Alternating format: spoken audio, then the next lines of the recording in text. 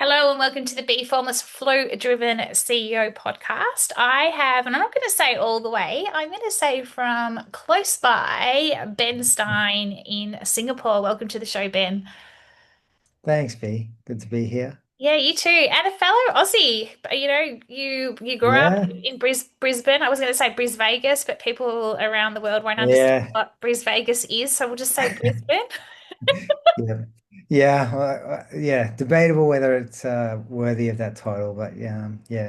Good old Brizzy. Yeah, But currently based in Singapore. yeah, So I've been here for the last 8 years, yeah, and in cool. between, I kind of lived in other places too. But for Yeah, now, awesome. Singapore home. Yeah. Yeah, awesome. And I'm really honored and thrilled to have you on the show. We were having a quick chat pre-show around foundations and essentially getting back to basics in general. And your business is so warranted and so required. And it sounds like you guys are doing great things. You're the CEO and co-founder of Staple AI, which is an enterprise AI document processor that turns unstructured documents into structured, usable data without templates or rules. And it's a company that's a self-learning system. So you read 300 plus languages, or the AI reads 300 plus languages, handles complex tables and multi-document matching. And it has this ability to integrate into enterprise workflows to slash that manual effort for finance and ops teams. And you said it's probably the phrase you use, but what did you say? It was something like it's something. No, yeah. So we kind of take unstructured and structured data and unified in a single pipeline, so to speak. Yeah, So you can imagine these multinational companies operating around the world. They have a lot of different languages to deal with. They might have, paper-based documents. They might have PDF files, and they might even have data that never becomes a document. But they need to ingest all that data and get it into their various systems so they have timely information to make decisions. So this is useful for a number of areas, mainly heavily regulated industries or mission critical industries like banking, finance, insurance, some healthcare use cases, and also just companies with really complicated supply chains, and they have to deal with all the documents involved in shipping goods from point A to point B. So we can help it with all those different kinds of use cases. But yeah, the way you described it's a mouthful, but yeah, that's what we do. yeah, it's very cool. So when did you start the company? Like how long ago? Because your background, Mm. you've worked across finance and transaction advisory, including KPMG, and you've Yeah. operated obviously across APAC and the UK, which you mentioned. But how did you move out of what you were doing previously, and how did you come into co-founding Yeah. Staple AI? Did you see a need or a gap? And we'll get to the response to my question when you booked into the pod, because when I read it, I was like, Mm. oh, this is brilliant. I love it. Yeah. But yeah, tell us a Yeah. bit about your journey. So I am an accountant and lawyer by training. So very corporate background. So started out my career at KPMG, worked with KPMG in a number of countries around the world in accounting, audit, project finance, corporate finance, advisory.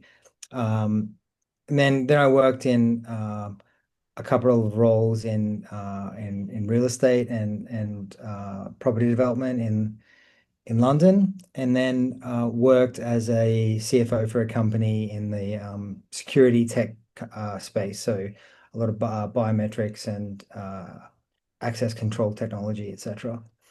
Uh, the challenges that I saw in several roles. So this was about 2016, 2017, 2018.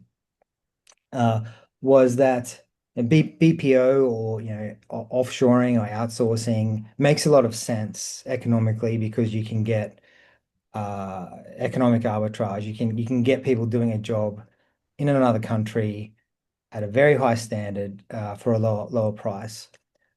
So I did that for some companies. I help set up offshoring teams. Say, take for instance, India, and they did an exceptional job at processing information manually. But as the companies expanded and started opening operations in different countries like Korea or Romania or Central America, suddenly it becomes a little bit unfair to expect these people to be able to process all these different document types in all these foreign languages uh, at scale and do it well and still be able to do it quickly and cheaply because suddenly to get the kinds of skilled people to handle those languages that does it's not so cheap anymore. Like Mm. to find someone in India to speaks 10, 20 languages, it's going to be an expensive undertaking. And I mean, saying this now in 2025, it's not such a big deal, I guess, because AI has come a long way. But at the time, Yeah, 2017, totally. 2018, Yeah. it was kind of a different world, right? So It was that pre-COVID too. Like it was like it was like an old world. yeah, Like we've kind of yeah, catapulted into this new world. And you've even like you talk about AI, like AI like this time last year versus this time this year. It's exactly. fundamentally different, don't you think? Like that it's just Uh, anyway, sorry, I Moving so interrupted your quickly. flow. Yeah, no, no, no, no, no. That's fine. No, it's right. Like that, and that's a good point. So, I mean, the models are advancing so quickly, and new versions, new releases, new benchmarks are being smashed every couple of months. Um, and when we started out we started in 2019, uh, and we started as an AI company. So several years before LLMs, but there were different types of models available at that time. So transformers and natural language processing techniques were available to still achieve what we wanted to achieve. But it was definitely a completely different world pre LLMs and ChatGPT, etc. So yeah, at the time, I think what we were doing was pretty cool. I mean, it still is, but it was more impressive, when we started You're out ahead of your 2019. time. You're ahead of your time, right? Yeah, Like, and it was a COVID baby as well, by the sounds of things, because there's so many people that I'm talking to in terms of you started it right by the sounds of yeah. things, just on the cusp of COVID coming along. What was that So like for you guys? Because I it mean, was yeah. it was it was really terrible, and but also transformational. So we started out servicing small businesses as customers. So we had a lot of startups and small businesses using our tech. They could get started really quickly. They didn't have to train any models or anything like that. They could just feed our AI with the information they needed and get the output they wanted. Um, and we were able to kind of onboard many customers very quickly. And then COVID came and unfortunately wiped out many of those companies. I mean, Mm, our customers and otherwise, it was a difficult time for everyone. Uh, but that kind of forced us to reconsider our go-to-market plan and really think about what kinds of customers we wanted to work with to build a durable company. mm, So we were fortunate to get a deal with one of the big four accounting firms, and we started working with them. There was a couple of benefits to that. Obviously, a much bigger company, less susceptible to the problems brought about by COVID, more financially secure. Um, they obviously have bigger budgets, but the big bonus is that they have a lot of data. They have a lot of mm, documents. That mm. that was good for us at the time to train our AI. Yeah. And then we kind of completely changed direction from there. So we said working with big enterprises, big customers with multinational challenges, that's a better fit for us. So let's Yeah. let's go in that direction instead. Question for you, because you said you've always been the corporate guy, like, you've kind of done the, and this is like we've all done, like I did it too, like from a linear, you've followed that linear path, right? And then you go into being a co-founder in a startup. It's so Yeah. non-linear, it's not funny. And you Oh yeah. have this, you've started this business in when you started it, and then you've had to pivot. Does it blow your mind at times where you're like, gosh, we started here and we're now here, holy shit, sort of thing, like what a, like, Yeah. because you just like when you're right in corporate, it generally is, like it's there's always a, whereas I feel like in startup, and I've done startups for, like, gosh, I'm into my kind of 15th, 16th year of being in a startup mentality, right? So, like, Veteran. yeah, but like, I mean, we were acquired in the old company I was in back into a, holding company, and it got very corporate and very regimented. But like Yeah. when you're in a startup, no day is the same. It's organized chaos. And I look back and reflect on the last company quite often and think, gosh, where we started to where and I have to remind myself in my own business now, which is 2 years young, that it'll be different in 12 months time again, let alone, in six Yeah. months sort of It's thing. so Like, true. what was that like for you? Because it took me a bit of adjustment, going from what I always knew to then, even Yeah. when I think back in the last company I was in.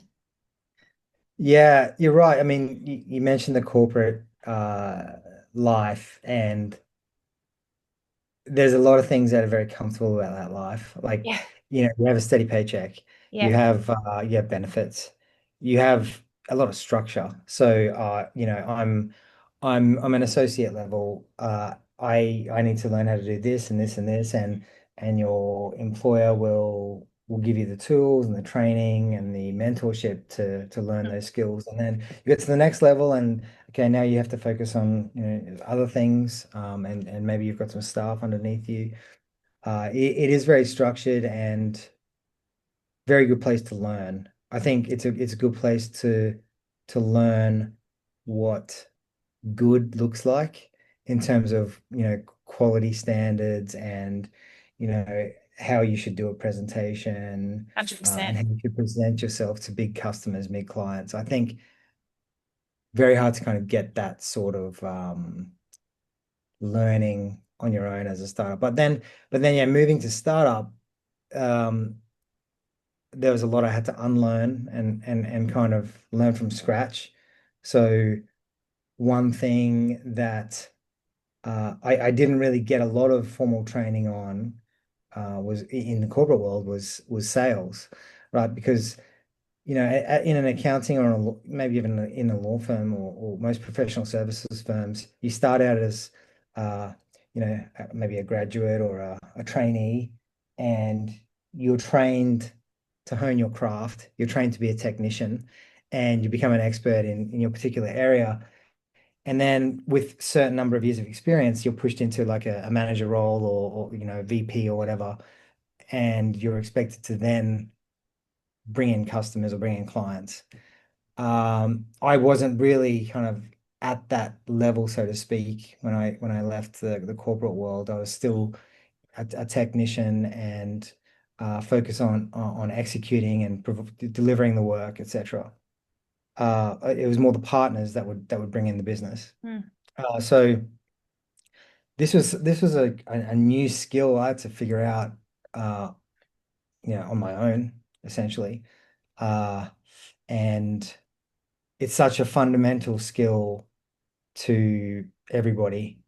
It's something I wish I'd done sooner, I guess, because Mm. it's so valuable in any industry, and being able to sell your business, sell your product, sell yourself.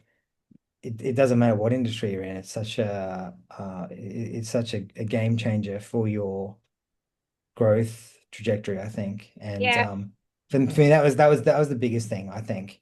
yeah. Uh, And finding your yeah. own style, don't you think? Like, I mean, I always say, you need to have your own market, as in what's your personal brand identity? Like, you need a market. Mm, Your business has a yeah. market, how you sell it, etc. But like finding that unique way of selling as well. Like for me, it's not cookie cutter. Like, and Oh yeah. sales is like relational. It's not transactional in my opinion, and it's vastly different. Even my own business now to what I was doing previously from an advertising and comms perspective.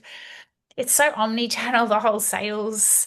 Like Oh yeah, so much. it's constantly changing. I don't think there's any right or wrong way, but like some people would probably roll their eyes hearing me say that, but I think at the end of the day it comes down to you as the person, Yeah. the intention you have, the credibility, understanding, living and breathing your brand, your confidence, but also the business, and showing that true passion around what you do. I think that's super important in the Yeah. startup world. Mm, It is. I mean, it's like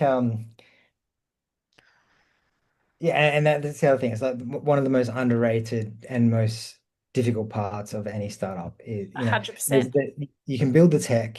I mean, the tech can be really hard. It can be really impressive, and you can have a lot of R&D put into it. But I just think finding and acquiring customers through marketing channels, through sales, th this is something that I think people hugely underestimate in terms of difficulty level, and they go into a startup um, with the assumption that if you build it, people will come, and that's definitely not the case. I think one of the best quotes I heard was from a guy called Justin Kahn. He's, first time founders obsess over product, second time founders obsess over distribution. Like because they realize the second time around that getting your product or your service into the hands of the customers is actually the most important part. Mm, Get so paid. true. And it's actually harder than people think. Yeah. Yeah, it is. And all those no's, all those rejections, like they knock you around. Um, Like, like you can't, yes. I mean, I want to get Yeah. into your response to the question to my question around booking into the pod. But just Mm, before we get into that, how have you handled that in terms of that, that rejection, that, kind of when deals fall over, you've almost like you've signed the deal, or the deal's been done, you think yes, and then all of a sudden, have you had any of those experiences where you're like, coming back to kind of the known path and then the unknown path, right? Like it yeah. can be quite soul destroying, and it's like, how do you pick yourself back up? How do you ensure from a business perspective, and especially as a co-founder, when you have those Yeah. dark days, or you just go, Yeah. no, no, Yeah. no, and and that may not be the case for you guys, but it's not all like bells and whistles when you're No. scaling and building. There's No. Yeah. lows and highs, if you ask me. And Yeah, absolutely. Yeah. yeah, There's very very high highs and very low lows. yeah. And we've had our fair share of no's as well. Yeah, and this again, this is something I had to develop a thick skin around because like I said, I went through corporate, uh, started out, as a graduate, worked my way up the career ladder, and it was just a kind of a given, I guess. If you do a good job and you work hard and you deliver results, then you'll keep moving up to the next level. And yeah, ha having to kind of do things myself. There were a lot of no's in the process. So um, in terms of customers or customer prospects, and also in terms of investors as well. Mm. Uh, I think yeah, we certainly spoke to over 100 investors before we kind of got our first kind of Wow. serious investment. But yeah, you just have to develop a thick skin and learn from it. And then in terms of customers, we had some rejections for some really like heartbreaking reasons sometimes. So, we were selected by a global insurance company as the best technical solution for their needs. And we passed all their tests. We had excellent accuracy. We could process all the languages they needed us to process. We were doing handwritten documents. We were doing typed documents. medical claims, etc., all going through our system, and it was that they were loving it. The users loved it, the IT team loved it, and we were rejected on the basis that we were just too small. Oh, So it gosh. went to like the global HQ, and Oh, yes. uh, there's nothing we could do. Like we just didn't have a big enough balance sheet. So you put a lot of work into these kinds of deals, and those are the worst. Like if you're going to get a no, you want to get a no quickly because it kind of costs you money Yeah, I to agree. get dragged along, So and the other way I cope with it is just having other people to talk to, and that's my co-founder. That's some other team. Thankfully, we've got investors I can talk to, advisors, other startup founders who know this pain. That's yeah, more therapeutic than people realize, I think. Yeah, I agree. I think that the connection and having those conversations so that you don't get stuck in your own self and just in terms of just kind of ruminating on something that, was out of your control. But I think also like for me, that model, and it's like you just brought up the getting the quick no versus being dragged along. Like Mm. I still think there's a new model in that in terms of even from pitching and things like that. Like be clear from the outset, like this is the size of a business we need. If you're balanced, like they're the sort of criteria questions that I think that, or it's kind of like, and you guys probably reflected, it's like, well, how would I do that differently next time? What questions would I Yeah, ask so that you don't get yourself caught up in those, like it's always, there's always, I don't know, there's always something that comes out of these, even though, when you oh don't get yeah, to know, but you grow, you continue, you're evolving, right? You're like, you'll do it differently the next time, for example. And I think that is sometimes a gift that we quite often forget about in the moment. agreed. No, it is. These are the kinds of lessons that you don't get in a formal education No. or in a vocational training or in a book. Like you have to you have to go through those to learn and grow and like you say, know what to do the next time around. So it's Yeah. pretty valuable learning. Yeah, I've got a couple of questions because I want to just go through you when you booked in for the pod. I always ask what's one unique insight or lived experience when it comes to life leadership and or business. And like I said, I'm getting some fascinating responses. I swear there's a book or something coming out of this. But you said build rebellions, and I love that. Rebellions. It's not it's that yin and yang. It's when they zig you zag sort of thing for me. And I saw it and I was like, oh, rebellions. Here we go. You said build rebellions, not products. Products get copied, but rebellions create a following. Every great startup starts out as an act of defiance against waste, against inefficiency, against opacity, or against complacency. If your product doesn't piss someone off, it's likely irrelevant. For me, I think startups don't start from inspiration. I think they start from irritation. We started because we were so frustrated with the problem that we couldn't deal with it anymore. There was no option but to put careers on hold and just solve the problem. I loved it. Tell us. Yeah. And So you I said you mean did this I know you did this a few weeks ago when you booked in. yeah, Like, I probably typed that like late at night. Maybe I had a beer. I was about to say, It brought out my no, it was a good question. I was like, yeah, this is my honest answer. Um, so I think um there's nothing wrong with being inspired to start something. I think that's a strong reason to start a startup, but I think irritation can sometimes be a more uh like motivating force over the long term. So like I said, it was pissing me off so much that I didn't really want to stop until we had something that really worked. And that frustration that drives you to just keep working on it until you have a solution. Because um, yeah, I just feel like you can just work really hard at something. You might make sacrifices in other parts of your life to make sure that you're solving this problem because it's so fundamentally annoying to your work, your career, your existence, that you need to fix it. So that's kind of part of the reason why we started what we started.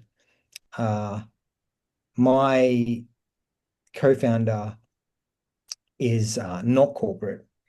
He's a PhD computer scientist with expertise in AI, cryptography, and quantum computing. So he's not the kind of guy I would be ordinarily hanging out at the pub with, but we met and agreed to kind of work on this problem. Very different personalities. Uh, he's very academic, very technical. But when I showed him this problem and and explained it to him, he was also pissed off that this was a problem that existed in so many businesses. So it was easy to kind of uh, convince him to join the rebellion, so to speak, and build something unlike other products out there at the time. And then on the rebellion part, I think that's important for a number of reasons because you don't want to just build another product that's a cookie cutter imitation of somebody else. I think it's important to have some kind of uh, insight or some kind of contrarian view uh, that approaches a problem differently than other people approach it. And you can convince other people to join you, not because of the money, like because you can't afford to pay people a lot of money. You have to convince them to join you for the cause. Movement. And if you can convince them to join the rebellion with you, then I think you can find better people who are working with you because they believe in it and not because of the pay. They're there because they also share your belief. And I think, for the most part, I think that's what we managed to do. We've got a lot of people that have stuck with us since the beginning, and yeah, we agree. We are still kind of approaching this differently, even today. Like there are other AI companies out there in our space, but even now we've kind of evolved our thinking, and we definitely are approaching this from a different angle now. Um, you mentioned before, there's all these kind of models and AI improvements and performance benchmarks that are coming out every week, every month. Everybody is, it was a quote I saw the other day. Everybody is running a race to give the answer first, but the race that we should be running is to be the first to give the right answer, not the 100%. fastest. Mm. So that this is our focus now. We've always been an AI company, but we we focus it on trusted AI now. So we have some special kind of technology that allows us to be more trustworthy than others, but um, this is what I think the industry is missing today, and Yeah. that's kind of how our rebellion has evolved. Yeah. And the brief is never the brief. The solution is never the solution. Like the problem Yeah. is never the problem. When I hate the problem solve, it's around solution finding. It's back to what you were talking about. And a rebellion Mm. is always, or a trailblazer is always is never going to, it's there you're always exploring, you're always curious, you're always being open-minded and, shaping and Mm. reshaping and to get that, to find the nugget there. And then you intuitively know when you've hit it. You Yeah. you mentioned last two questions. You mentioned something around I'll just say sacrifices when you're kind of from a life perspective when you're in startup. Back to Mm. being in corporate, you can quite often can be quite cushy in terms of life and work and the ability to switch off when you're an employee versus having your own business. Yeah. How did you or how do you manage the ability to be able to ensure that you have that clarity, you're clear, you're switching off, getting the fresh perspectives, the ability to have, step away to get, like I call it Yeah. active recovery, but the ability to, yeah, just when your load is overloaded, Yeah.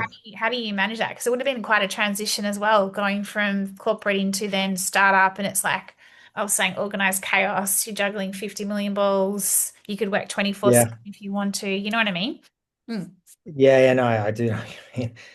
Um, so I mean, I really struggled with this during COVID. I because yeah, like everybody, we had a period of lockdown, and there wasn't a lot for me to do other than work, and that was a bad kind of a bad thing to focus on entirely during that time. So taking learnings from that experience, I mean, I force myself to, exercise daily, whether it's just a walk or whatever, um, going to the gym or do a class or something.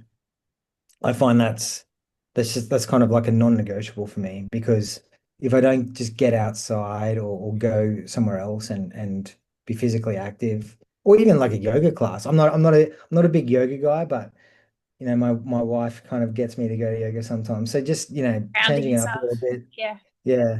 Um, yeah, I think it's like it does wonders for your mental health as well. Um, I know there's a lot of kind of hardcore uh, tech bros that talk about sleeping in the office and all that kind of thing, and sacrificing sleep. But I've learned that that's probably counterproductive in the long term. Yeah. So try to make sure I protect my sleep schedule as well. Um, Love it. All the yeah, foundational stuff, the basics that you need in order to be able to continue to yeah. I thrive think, and you know, health is underrated. Like you really, it affects your performance, I think, if you punish yourself too mm, much. mm. Yeah. And you're not your best. You're not shining your brightest, what I call it. You're not your shining your brightest. You're not No, feeling and performing at your best, right?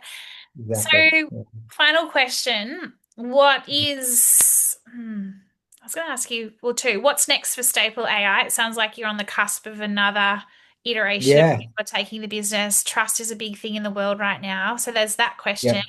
And then I'm going to Mm. let you then give a piece of advice, whatever you think would be a great piece of advice. You've given us some great quotes. So they're the last two Sure. for you. Um, yeah, so just tacking on to what I said before, we are really concerned about trust in AI in certain use cases. So there's a couple of problems in our domain, and as you probably know, everyone's probably dabbled with AI at some point. You put in a question, it returns an answer, a response. With a lot of what we do, data processing and document processing, if you use an LLM, it's fundamentally a black box. It will return, you feed it a file, it will give you structured data in a nice format that fits into your systems. But a lot of the time you don't, it can make mistakes. It does make mistakes. And often you don't know the inner workings of what that black box model did to the data. Um, and then this problem becomes a little bit worse because you're exchanging documents with me, I'm exchanging documents with you. We're both relying on AI to make things go faster. So it's almost like a chain of black boxes that Mm, you can't really see into. So there's a trust problem there, and there's a lack of visibility and provenance. Like you can't really trace back where the data came from. This is made worse because you know this, I know this, but there's also some really bad actors out there that know this as well, because they are taking advantage of this AI to make very realistic documents to commit fraud. Mm. So there's a stat out there last month. Uh, you can give someone $1,000 of credits, AI credits, open AI or whatever, and that person can load that $1,000 onto a computer, let it run for a month, generating fake documents that look ultra realistic, and those documents will be sufficient to commit $2.5 million worth of fraud Shit. for banks, That's insurance huge. companies, whatever, or fake invoices, fake expense claims, whatever.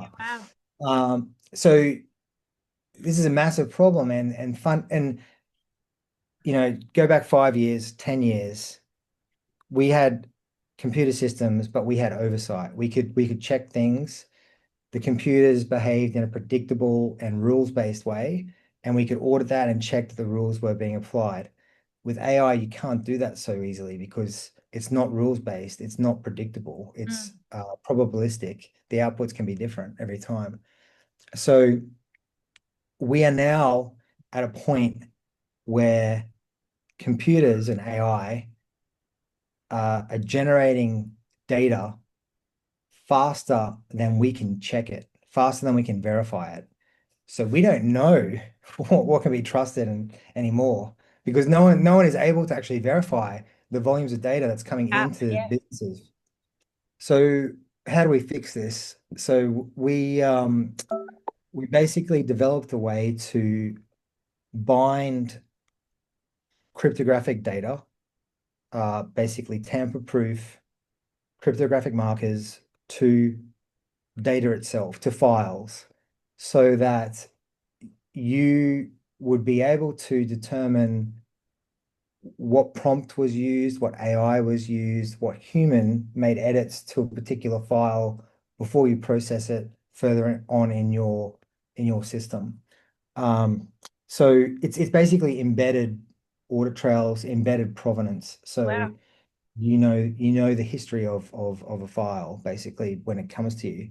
So you have more assurance that you might be able to trust something, when you receive it. So that's kind of what we're working on next. Exciting. Um, yeah, so it's a little bit different. I don't think anyone's kind of attacking this problem from this angle, but I think it is a serious problem, and Yeah. yeah, we need to kind of fix it urgently. Yeah. Um, and as for the quote, I mean, I think one of my favorite quotes for startup founders and like particularly sales we were talking about before. Um, it's not my quote. I can't remember the name of the person who told me this quote, but it was like someone at SAP, I think. But when you're working on deals, especially in a startup, it's a numbers game. You're gonna get no's. It's just a fact of life. Not everyone's going to say yes to you, so you need to make sure you have a lot of maybe yeses lined up in your pipeline, so you can, get 3 out of 10 yeses or something like that. But you need to do that process quickly because you don't want to waste time on the no's. So the quote was basically, when you're talking to a customer, a a yes is great because it makes us money. Um, a no is okay because it saves us money. We stop spending time on it. But a maybe is the worst because a maybe costs us money because we're spending our time chasing down a deal that may not ever happen. So you want to get a yes or a no as fast as possible, and as repeatedly as possible as well. Love That's been it. something, yeah, we've thought about a lot, and qualifying the deals fast is a Writing big it one. down. Love it, Ben. Thank you so much. Just quickly, I've got it all here about how do we find out more about Staple AI? How do we find out more Uh, about you? How do we contact you for inquiries? yeah, yeah, you can email me, just ben@staple.ai, or hello@staple.ai. We're on LinkedIn. I think there's also, a contact form on the website, kind of changing all the website and the branding as we speak. But yeah, so there'll be more to come on our our trust technology. But Love it. yeah, Trust tech. Very cool. The rebellion is continuing to rebel. It's yeah, yeah. beating them at their, at their own game. So the fraudsters. But thank you, Ben. It's been I've really thoroughly enjoyed our chat and yeah, really good Thank you, Lee. conversations. And yeah, thank you. Have a wonderful evening, Ben. And yeah, You thank you. too. It was a great chat. Speak Take care. soon. See ya. Bye. Bye.